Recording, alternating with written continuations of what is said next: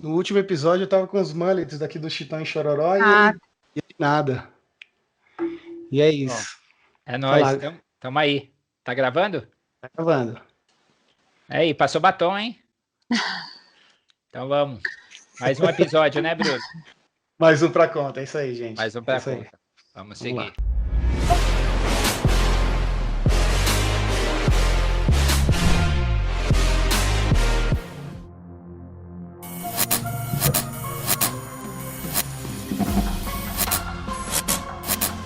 Bom dia, boa tarde, boa noite. Estamos começando agora mais um episódio do RVC Podcast.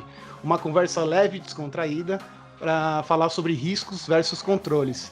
Eu sou Bruno Traqueia. Eu sou o Leandro Rossato. A gente hoje está com uma convidada especial, a Luciane Rossato. A gente já faz a apresentação dela daqui a pouquinho. É sempre bom lembrar, né, Bruno, que no nosso canal a gente não faz distinção, não faz apologia a nenhum tipo de sexo, classe social, entidade, não tem o intuito de ensinar, de falar sobre uma matriz de implantação de controle. É uma conversa informal, como você sempre diz, né? Eu tenho usado essa sua linguagem, é uma conversa de bar, né? Então, hoje a gente tem aí o prazer, né, no nosso episódio, trazer uma convidada. Então, a gente vai falar com uma profissional da área de câmbio, né, focado na parte comercial, a Luciane Rossato. É isso aí. Antes até de iniciar, até de dar a palavra para a Luciane, eu gostaria de agradecer por você ser a nossa primeira convidada, aceitar o nosso convite. Bem lembrado. E a gente sabe que toda essa questão de gravação ela não é fácil, ainda mais para quem não está acostumado com tudo isso, mas fica tranquila, vamos tocar aqui uma conversa bem tranquila e a gente espera que você se sinta à vontade conversando com a gente e que saia um bom conteúdo daqui, tá bom? É isso aí. Então vamos fazer uma breve apresentação. Então a Luciane aí é uma profissional com larga experiência aí na área de comércio exterior, tem atuado em instituições financeiras nacionais e internacionais, e hoje a gente vai bater um papo aí um pouco sobre o que versa as questões de lavagem de dinheiro e também as questões de financiamento ao terrorismo, tá certo? Perfeito. Luciane, se você quiser falar um pouco mais sobre você, fica à vontade. eu acho que é isso, né? É o que vocês comentaram aí, o que o Leandro comentou. Eu tive a oportunidade aí de trabalhar em grandes instituições, né? O que me possibilitou aí ter um bom conhecimento, né? Desse mercado aí que eu acabei entrando bem por acaso e sou muito feliz em trabalhar aí com o comércio exterior, né? Isso Legal. Acho que é o que eu mais sei fazer e o que eu mais gosto de fazer é isso. Perfeito, legal. E dentro desse ramo aí, Luciano, só para a nossa audiência entender um pouco mais, o que assim, no macro, né, no macro processo, o que vem a ser um comércio exterior? Então, na verdade, é tudo o que a gente compra ou vende, tá, do Brasil para o exterior, ou traz do exterior para o Brasil, e a gente tem também algumas outras operações que estão atreladas a isso, né? Pagamentos de frete, seguro, a gente tem empresas que fazem aporte de capital, né? Empresas brasileiras investindo no exterior, empresas estrangeiras investindo no Brasil. A gente tem aí também finalidades para o segmento de turismo, né? Quando a gente vai viajar para o exterior, a gente acaba comprando papel moeda, a gente tem a utilização de cartão de crédito, enfim.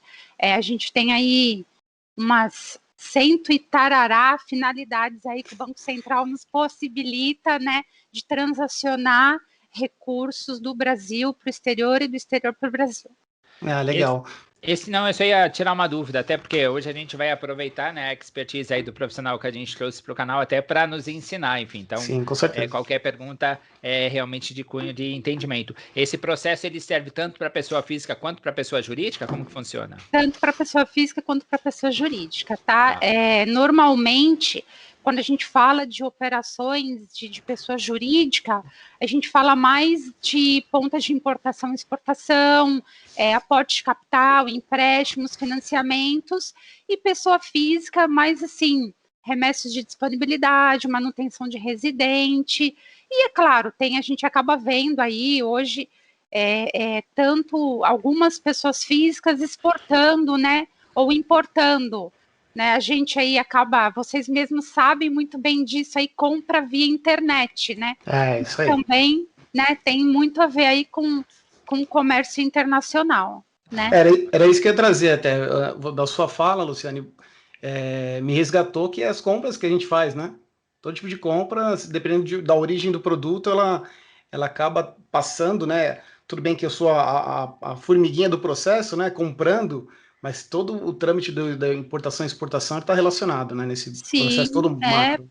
exatamente, porque tudo que a gente compra hoje pela internet acaba chegando com pequenas encomendas, né? Uhum. Então, assim, tem ali sempre uma fiscalização do que está entrando no país, né? Mesmo que esteja aí através de um courier, por exemplo, sempre tem alguém olhando o que está chegando de mercadoria no país. Boa. Que legal. Legal, né? Saber que isso daí está bem próximo da nossa realidade, né? Enfim.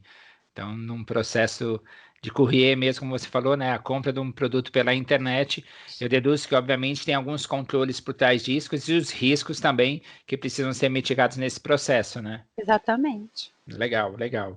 Eu acho que partindo desse princípio, eu acho que eu tenho uma pergunta. Acho que hoje vai ser um pouco meio que vamos aproveitar e questionar, né? Enfim, eu fiz alguns levantamentos aqui, fiz algumas buscas, e aí eu queria saber de você, Luciane, como profissional aí da área de comércio exterior, como que a área comercial de câmbio, né, ela pode, de uma certa forma, contribuir aí no processo desse de prevenção de lavagem de dinheiro e também nessa questão de financiamento de terrorismo?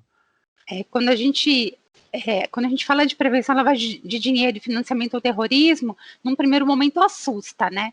Mas eu acho que isso é uma coisa que não só tem que ser prevenido dentro do nosso mundo de transações do Brasil para o exterior e do exterior para o Brasil, mas também como um todo, até nas nossas operações locais, né?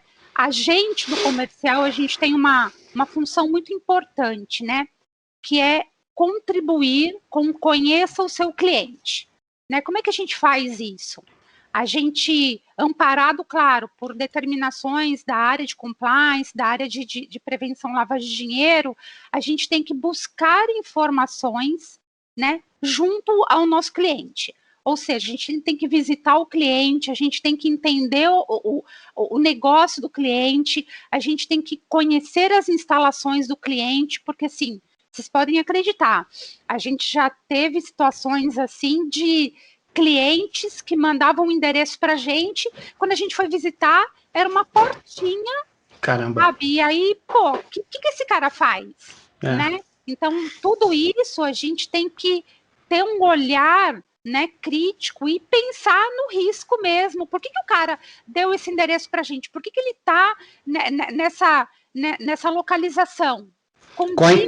Quais são as intenções, né? Exatamente, condiz com o que ele está mostrando para a gente, né? É uma outra coisa que a gente tem que observar muito, a capacidade financeira do cliente. Sim, né? E aí e vocês têm, desculpa até te interromper, Luciano, vocês têm alguns pré-requisitos, alguma cartilha, um guide para seguir, para que esse cliente ele esteja assim, dentro Normalmente se tem, tá? Normalmente existe, como eu te falei, sempre a gente vai buscar essas informações considerando alguns determinantes que essas duas áreas passam para a gente. Então, a gente tem, por exemplo, um relatório de visitas, tá? Nesse relatório de visitas, a gente tem que colocar lá o nome do cliente, o nome do sócio, a gente tem que colocar ali qual que é o faturamento dele, informar, a gente tem que mostrar o que a gente enxergou dentro desse cliente. Tá? Como se fosse uma due diligence. Isso, exatamente. A gente tem que fazer aí uma due diligence do cliente. Tá? O cliente ele está dizendo que ele é um importador. Ele é um importador, mas por que ele deu o endereço de uma pet shop? Acreditem, isso pode acontecer, tá? Por que ele deu o endereço de uma pet shop?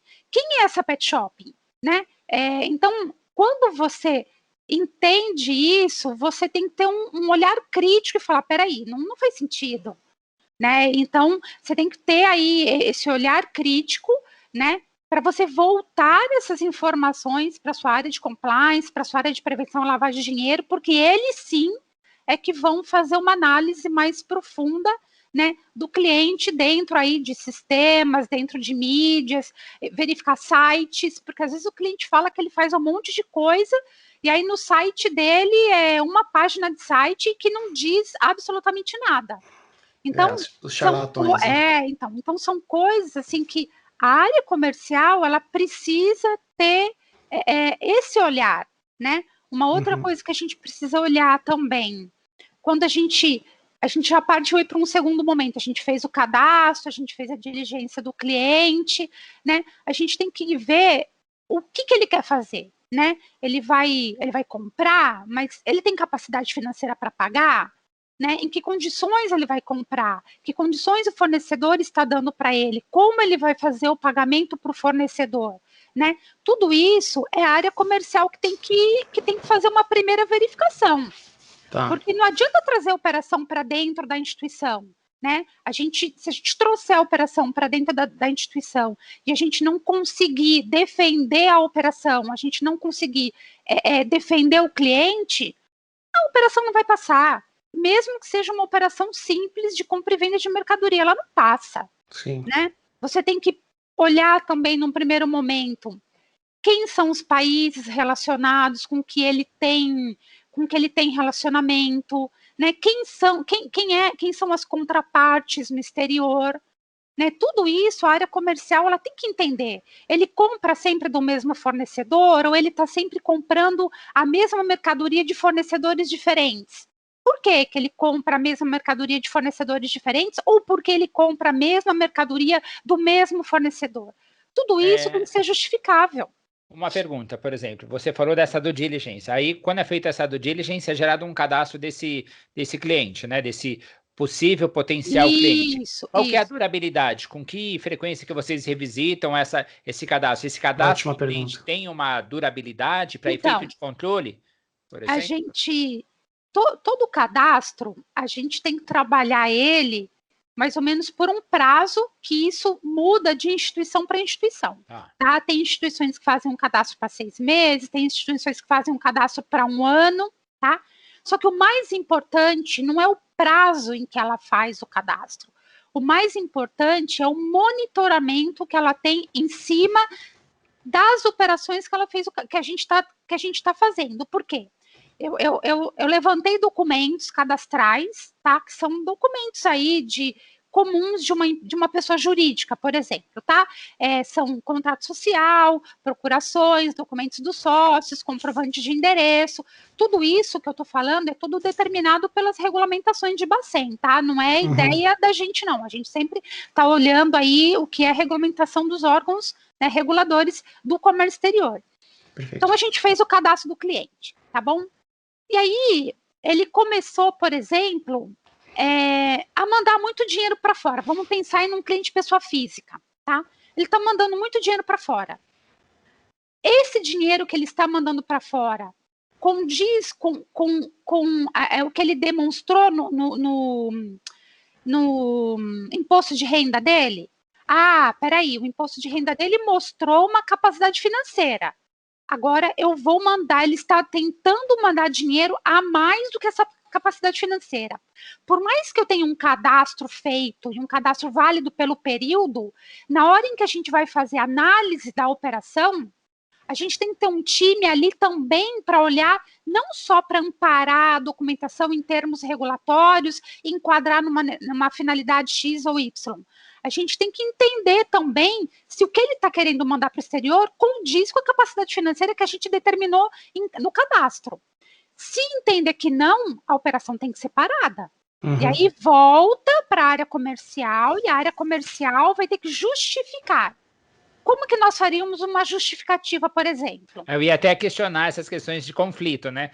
Muito provavelmente deve existir essas questões de conflitos de interesse entre a área comercial e a área que, de fato, vai tramitar as questões de diligência de compliance. Existe, porque a área comercial, ela trabalha em cima de metas. Isso. Só que, no meu entendimento, com tudo isso que a gente está vendo aí, que o Bacen está colocando, de regulamentação, de controle, a área comercial, ela tem sim que cumprir as metas, mas ela tem que cumprir as metas da melhor forma possível para não gerar nenhum dano à instituição.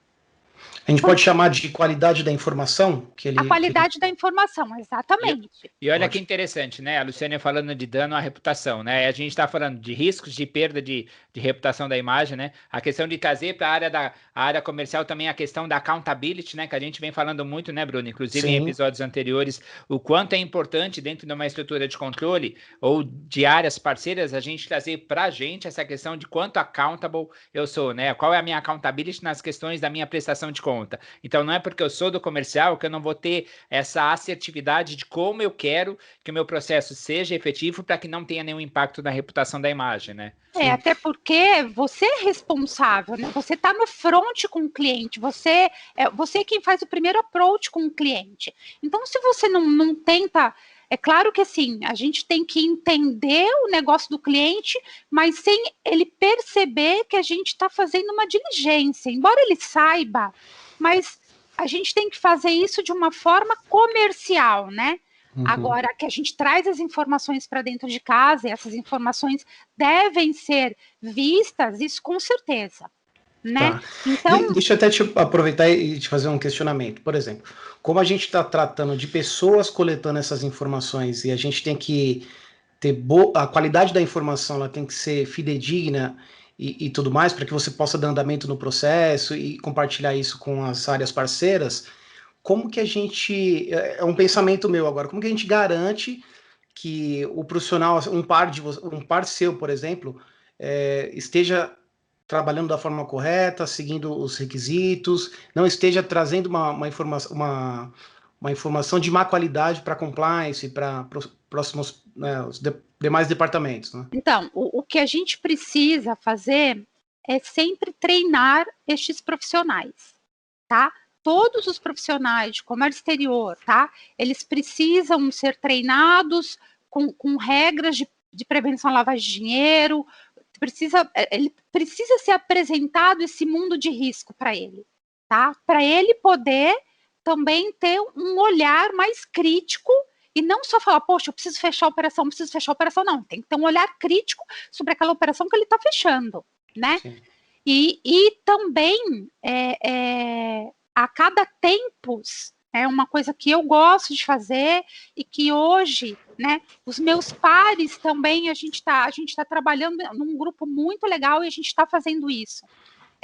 Trocar experiências, né? A gente tem aí, cada um tem uma carteira de clientes diferentes e o importante é a área comercial estar trocando experiências com as suas carteiras, dividindo o que acontece na carteira de um com o que acontece na carteira de outro, porque amanhã pode acontecer algum problema na minha carteira que aconteceu na carteira do Leandro, por exemplo. E se a gente estiver conversando, essa troca de experiência só vai nos ajudar a mitigar os riscos das nossas operações. A gente vai conhecer mais um pouco, né, quais são as operações e a gente vai estar se blindando um pouco mais.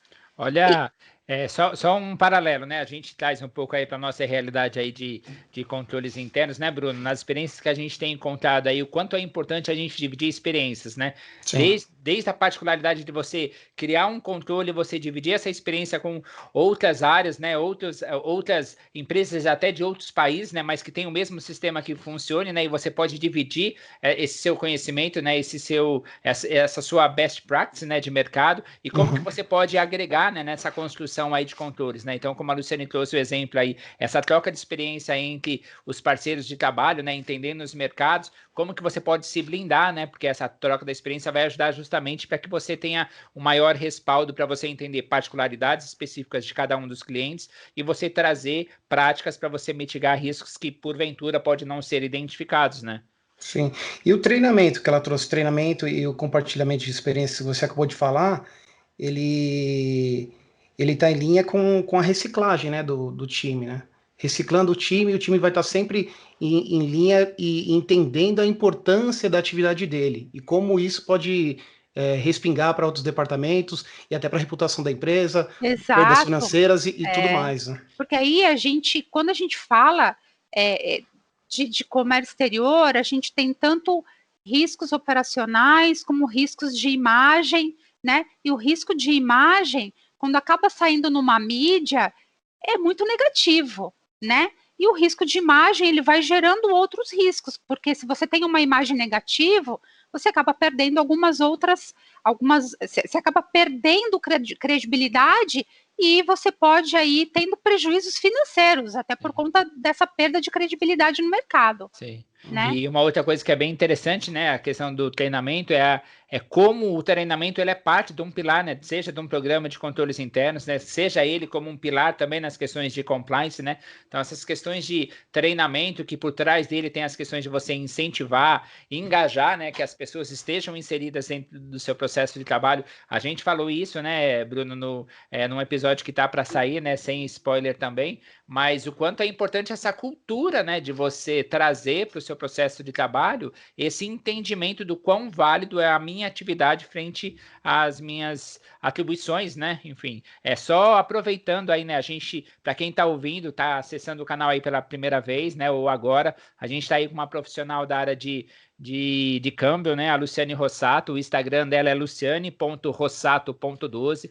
Então, editor, coloca aí o Instagram dela aí para as pessoas acompanharem. E mais uma vez, obrigado, Luciane, por fazer parte aí do nosso projeto, por acreditar, né, e por ser a nossa primeira convidada, né? Imagina, é muito legal. Confesso que eu estava com um pouquinho de medo e vergonha, mas agora está ficando melhor. A gente também, né, Bruno, passou por isso, né? Enfim. Não, passo até hoje. Todos os episódios é um desafio. Mas, bom, falando de toda essa questão do compartilhamento, treinamento, isso tem que ser um processo contínuo, né? Tem que ser orgânico e contínuo, né? Sempre, porque assim, ó, ele tem que ser contínuo, tem que ser orgânico, e principalmente porque, assim, tudo que a gente viu, né, já nas mídias, tudo que a gente já conseguiu aí presenciar de alguma forma, seja aqui no Brasil ou fora do país, né, a nossa regulamentação, ela vai mudando, né? Então, ano passado aí a gente teve uma circular do Banco Central que influenciou diretamente no cadastro do cliente e no controle que você tem que fazer sobre o cadastro do cliente, né? Que tipo de documento você tem que pedir a mais, né? O Banco Central ele deixou bem claro alguns documentos que a gente precisa ter, né? Porque não basta só o cliente te falar, o meu endereço é X. Não, precisa mostrar qual é o seu endereço, né? Ótimo. Porque o que a gente costuma fazer, né? A gente dá um Google ali e a gente já viu, endereço, eu já vi algumas coisas, assim, ali mais para grande São Paulo, de que o cara dizia que ele tinha uma empresa, que ele acontecia, que ele fazia. Quando a gente foi ver, era um depósito velho e abandonado. Né? Até fazendo parênteses, eu não sei se vocês, é de conhecimento de vocês, um pouco tempo atrás, eu via muito dizer de empresas sendo abertas e os endereços em Santana do Parnaíba, acredito que por conta de um benefício fiscal, enfim, mas eram todos de um determinado terreno baldio. Aí você falou, isso daí saiu na televisão, inclusive. Saiu. E isso não é só aqui no Brasil, não, tá? Quando a gente fala de países emergentes, assim, quando a gente vai fazer análise de contraparte, né? Quem é o importador ou quem é o exportador, a gente também aí já viu coisas que, né? A gente já viu situações em que o cara era ele mesmo aqui no Brasil e lá fora, sabe? Então por isso que você tem que estar ali. Ó. Ele mandava o dinheiro e corria lá para receber. Exatamente, sabe? Era mais ou menos isso, né? Então, a gente tem umas histórias assim bem engraçadas e que na hora você fala, como é que o cara pode fazer isso? Mas se faz, sabe? Infelizmente, esse mundo, né? Eu sou assim uma profissional extremamente apaixonada pelo que eu faço e infelizmente, né? A gente tem aí um país grande, um país com muito potencial, mas ainda com muita gente denegrindo a nossa imagem, né? E usando algumas das nossas finalidades aí, né? Do comércio internacional para fazer operações não muito corretas. Deixa eu fazer uma colocação. Olha que interessante, né, Bruna? A gente nunca consegue descasar uma informação da outra, né? Não importa a área, o segmento, você pode ter toda uma estrutura de controle robusta, eficiente, que tem processo de primeira linha de defesa, segunda linha de defesa, que por trás tem sempre o ser humano, né? Sempre a intenção, né? Eu acho que a questão de compliance, a gente fala muito, né? Quando a gente pensa no processo de compliance, qual é a intenção sobre a vantagem que está por trás disso? Quando tem esse clique de que você fica com dúvida sobre a intenção, sobre a vantagem, opa, aqui é um ponto de observação.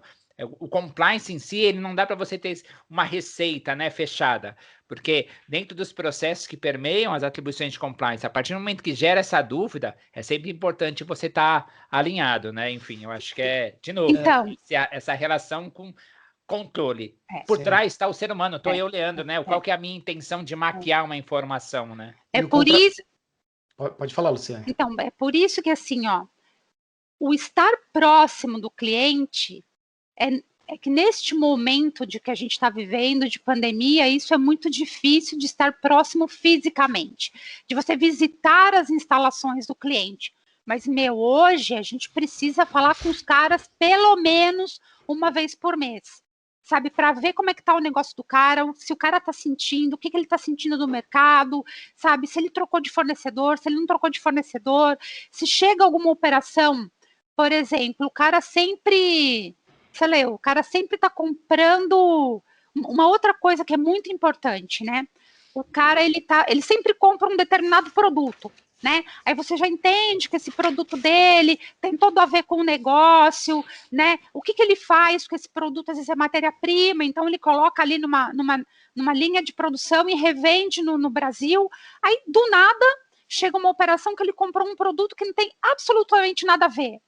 Não tem que fazer.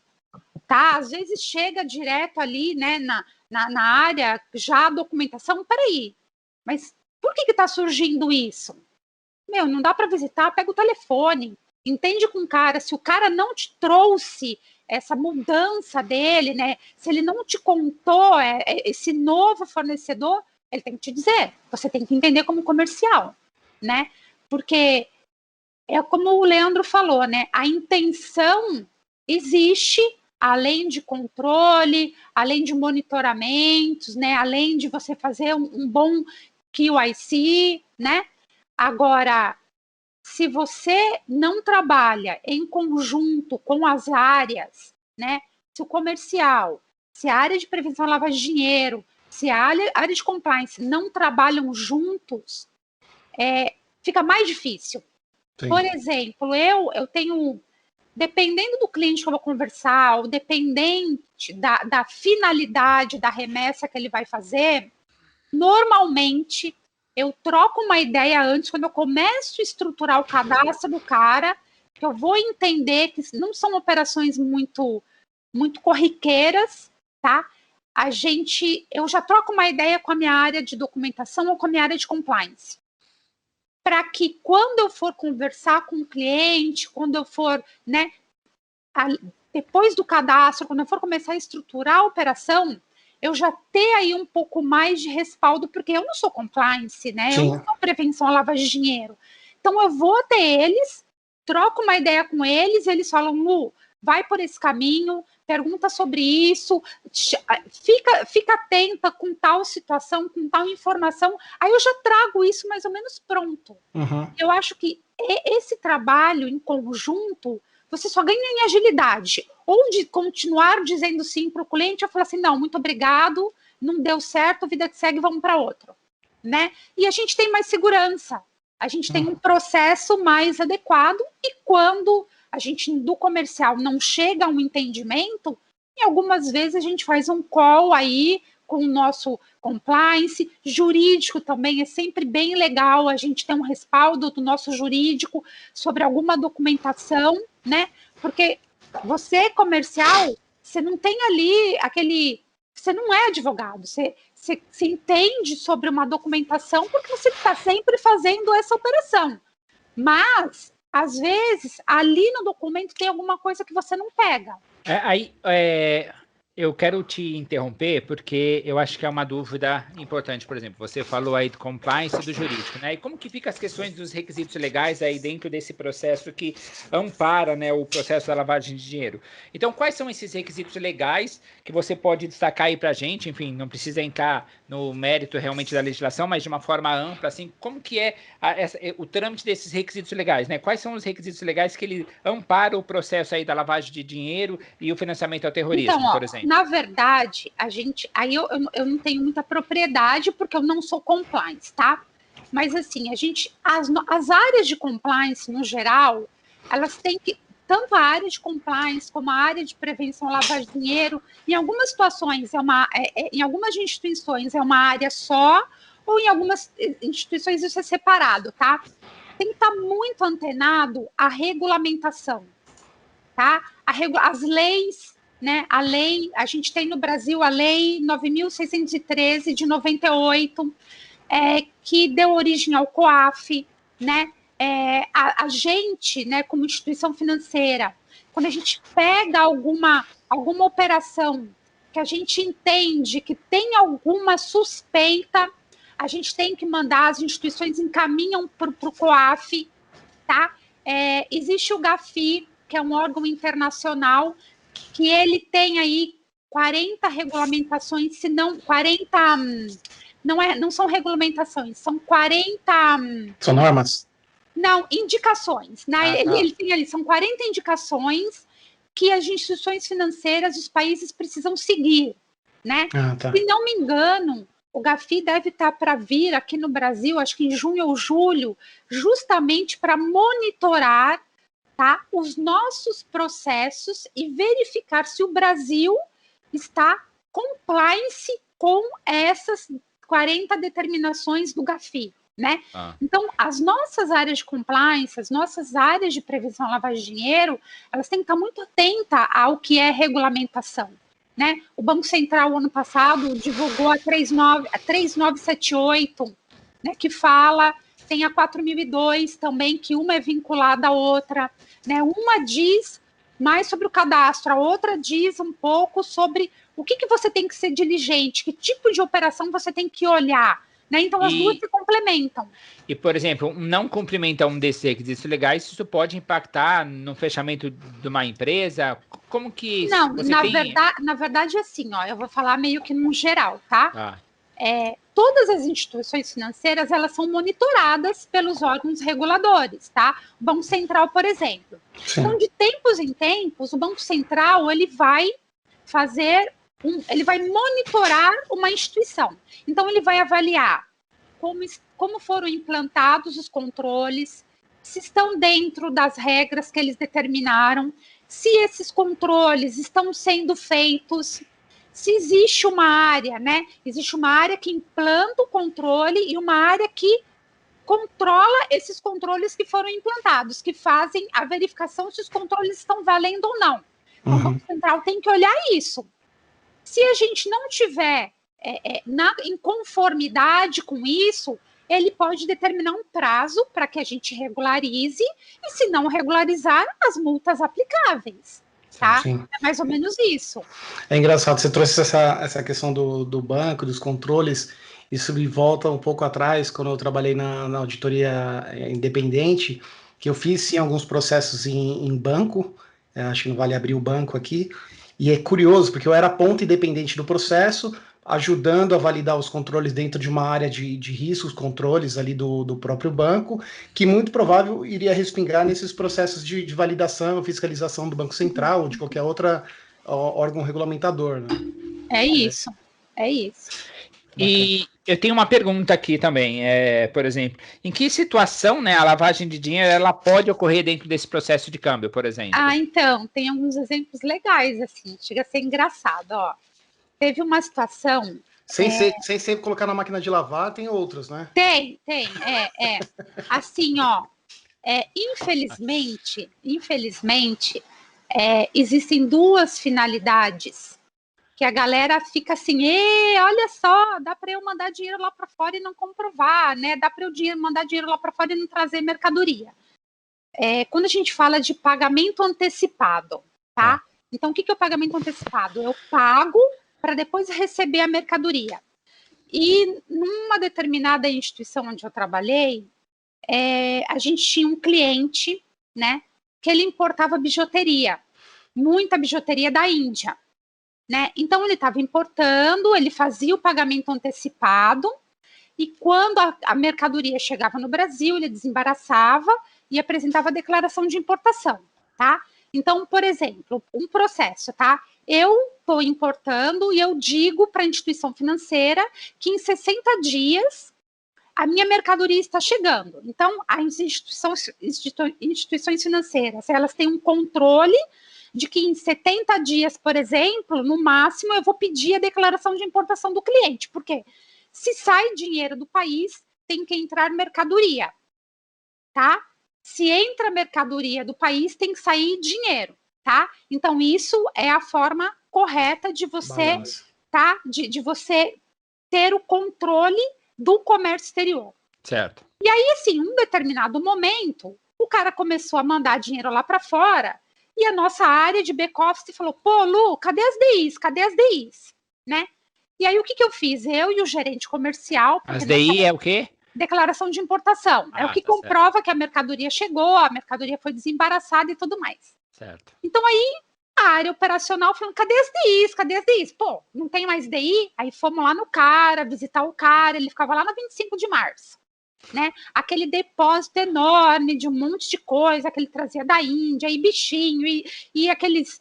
Enfim, aquelas coisas que tem na cultura indiana, bijuteria, roupa, vestido, enfim. Ele contou uma história triste pra gente, que realmente estava tendo um problema, o cara lá não estava exportando, e que ele ia viajar para a Índia para resolver esse problema. O cara sumiu um mês. Aí eu e o gerente batemos lá na porta de novo. Então, cadê seu fulano? Tá lá na Índia resolvendo o problema dele. O que nós fizemos, tá? Nós, da área comercial, para sermos preventivos, a gente pediu para bloquear o cliente. Ele não podia entrar na nossa mesa de câmbio e contratar outra operação na modalidade de pagamento antecipado de importação, até que ele regularizasse aquelas declarações de importação que ele não tinha mandado para a gente de casos anteriores. Certo. Beleza. Um determinado dia, fomos lá, o tiozinho apareceu. Uma história triste de que ele voltou da Índia, super decepcionado, porque ele tinha alguns fornecedores que eram em portinha pequena, e os caras sumiram. Aí, então tá bom, o senhor consegue repatriar as divisas? Não, a gente não consegue repatriar as divisas porque os tiozinhos sumiram. Enfim, a gente fez lá uma diligência, descobrimos, né, depois, que o cara era ele mesmo lá fora. Então, a portinha, então ele tinha lá, ele comprava as mercadorias, mandava para o Brasil e ele achou que era fácil, né? Porque ele tinha um fornecedor, ele tinha um comprador grande aqui no Brasil na época, né? Então ele falou, pô, mina de ouro, vou mandar dinheiro para fora. E aí, assim, eu acabei saindo dessa instituição financeira, mas até onde eu sei que o cliente continuou bloqueado e o processo foi reportado ao COAF pela instituição financeira. Tá. Esse bloqueio, ele impede de que ele opere com outra empresa? Não impede, porque assim, ó. Mas aí, desculpa eu te interromper, que é uma dúvida que é bem interessante esse ponto do Bruno. Não impede, mas aí se a empresa faz uma diligência, ela pode encontrar informações negativas desse cliente, por exemplo? Se ele buscar, talvez detectar o mesmo, né? Se ele buscar, pode, entendeu? Se ele já tiver... É que aí eu não sei a fundo como funciona, por exemplo, quando a gente manda... a gente passa uma operação para o COAF, se o COAF passa isso para todas as outras instituições financeiras. Isso eu não sei, mas eu posso ir atrás dessa informação e numa outra oportunidade a gente se aprofunda um pouco mais sobre isso. Mas... assim, A sua pergunta era se ele fica num Serasa, né, Leandro? Se ele fica vermelho no mercado, né? Seria alguma coisa, alguma negativação, né? Que se fosse fazer alguma due diligence, encontrasse, por exemplo... eu não sei muito bem como isso, mas eu acho que se as instituições, né, dependendo de como é o processo de diligência do cliente, num momento de entrada, porque assim, a gente tem alguns processos de QIC para trazer um cliente novo, e a gente tem um processo de QIC numa atualização cadastral, né? O que seria então, QIC? Eu conheço seu cliente, tá? Então, o que é esse conheça seu cliente, né? É a visita presencial, tá? É fazer um relatório de visita, é você receber os documentos que amparam aí a abertura da empresa, é saber o que o cliente faz, se o que ele faz, né, o que ele diz que ele faz, realmente ele vai mostrar para a gente na hora de ele apresentar a documentação que vai amparar a remessa que ele vai fazer ao exterior, o que vai amparar, né, uma ordem de pagamento que ele está recebendo do exterior. Tudo isso é o conheça seu cliente. Quando a gente tem as primeiras operações do cliente dentro da instituição, a gente tem que acompanhar ela começo, meio e fim, né? Só fazer um ponto aqui, Leandro, claro, que a gente sempre traz, né? Que a gente trabalha com risco, trabalha com controle, trabalha com checagem de compliance, né, validações e tudo mais, e a gente sempre esbarra na situação de que a gente mitiga de forma razoável, porque nós temos situações de lavagem de dinheiro, né? Temos algumas situações aí que vazaram no mercado e tudo mais, e de alguma forma passou em algum crivo de alguma instituição financeira, né? Então, nem sempre não, a gente nunca está 100% garantido, né? Por que a gente nunca está 100% garantido? Porque existe a pessoa, né? Sim. Ainda existe o ser humano, e quando ele quer, né, manipular alguma operação, ele aprende, né, como fazer isso.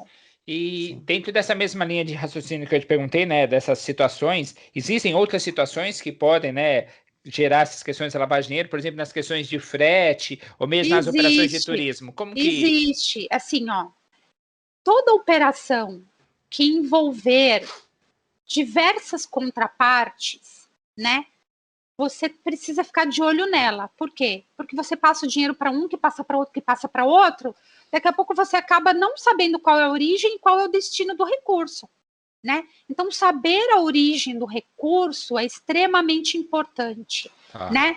E saber para onde vai também. Então, quando a gente fala de operações de frete, né? Então, numa operação de frete, a gente tem ali o agente de carga, a gente tem o armador, a gente tem o importador, a gente tem o exportador, e por incrível que pareça, às vezes chega aí exportador querendo pagar frete para o agente de carga, ou a gente tem um exportador que fretou o navio direto com o armador, o exportador emite o BL, que manda para um cara aqui no Brasil, esse cara recebe o dinheiro do importador e que ele paga. Tem algumas situações que você consegue entender o racional de tudo isso. E aí, mesmo tendo vários envolvidos, o que a instituição precisa pensar? Vale a pena o risco? A operação, ela foi entendida. Mas vale a pena eu fazer uma operação só porque ela foi entendida, considerando a complexidade e quantas contrapartes são envolvidas? Às vezes não vale a pena. Não vale a pena pelo volume, não vale a pena pelo que você vai ganhar, né? E o risco de você se expor com uma operação desse tipo é grande. Então, às vezes, a gente acaba optando por não fazer, né?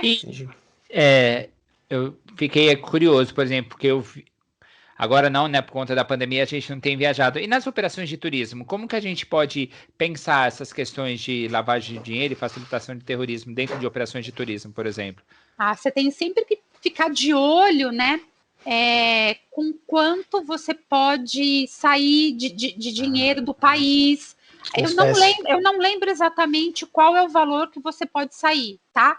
Mas isso, quando você vai vender o papel moeda, tem toda uma regulamentação que ampara a venda de papel moeda, que determina-se, né, o quanto você pode vender, que tipo de documento você tem que pedir para fazer o cadastro do seu cliente.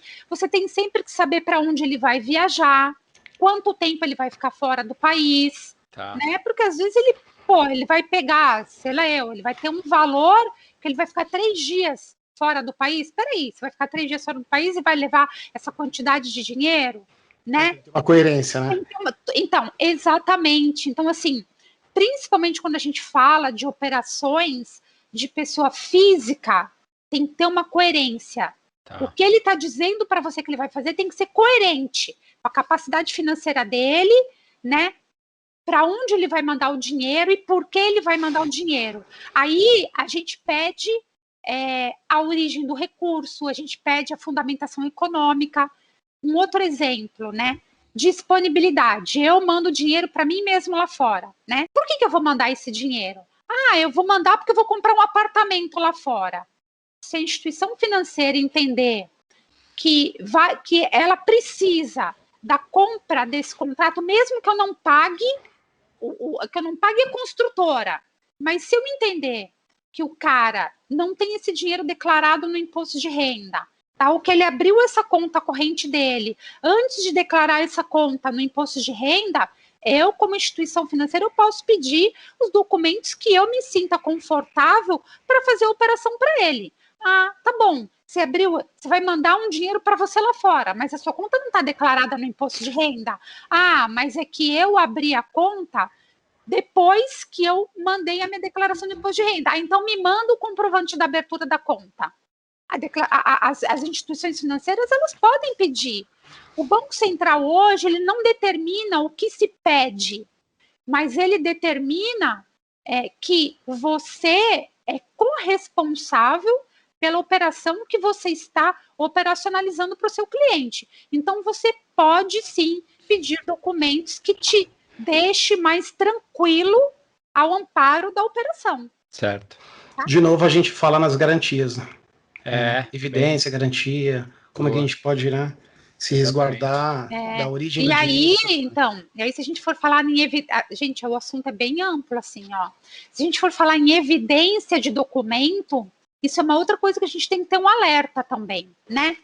Se o documento é rasurado, se o documento está alterado, se é um draft de documento, principalmente quando a gente fala de transporte marítimo, né? O transporte marítimo, ele é o mais... das nossas modalidades de modal, o transporte marítimo, ele é o mais usado, né? Então, tem casos, por exemplo, que o cliente quer pagar uma importação... e ele diz, a mercadoria está em trânsito. Tá bom, me manda a cópia do conhecimento de transporte para eu saber que a mercadoria está em trânsito. Aí ele me manda uma cópia de draft, que é uma cópia, não está assinado pelo capitão do navio, né? Não tem ali que a mercadoria foi recebida a bordo. Então, peraí, o importador, como é que você está pagando o seu fornecedor? Ele está dizendo que a mercadoria está em trânsito e ele não está te provando que a mercadoria está em trânsito. E por incrível que pareça, a gente tem empresas importadoras que não olham com viés de risco. Ele confia no fornecedor. Aí ele diz que está em trânsito. Então tá bom, manda pelo menos um documento que mostra que está em trânsito. Então também é função, né, do profissional de comércio exterior dar esse alerta para os nossos clientes, né? Porque aí o cliente ele vai se sentir mais confortável em fazer a operação com você, porque você mostrou para ele que ele estava fazendo uma operação frágil para ele. O cara não provou coisa nenhuma que a mercadoria está em trânsito. Ele não mostrou que a mercadoria foi recebida a bordo. Sabe? Eu acho que, olha que engraçado, né, Bruna? A gente estava falando de evidência, e isso pode ser sinais de maquiar a informação para você tentar, de alguma forma, burlar essa evidência, o processo, né? É interessante como o controle está ali, mas sempre assim ainda existe a possibilidade de você querer, de alguma forma, não seguir o controle, né? Outra coisa, assim... Em todas as esferas, né? Vai descendo. Outra coisa que a gente tem que ter alerta, tá?